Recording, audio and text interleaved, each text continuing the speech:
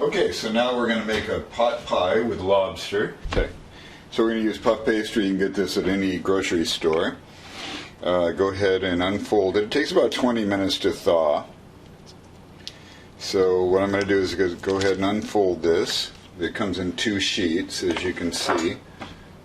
I'm just going to go ahead and unfold this.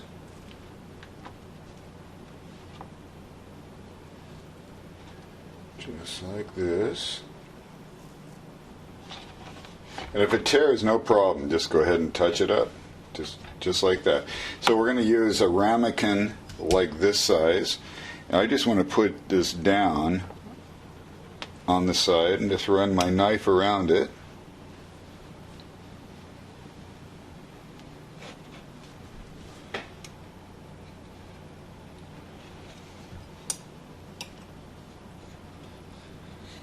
Just like that.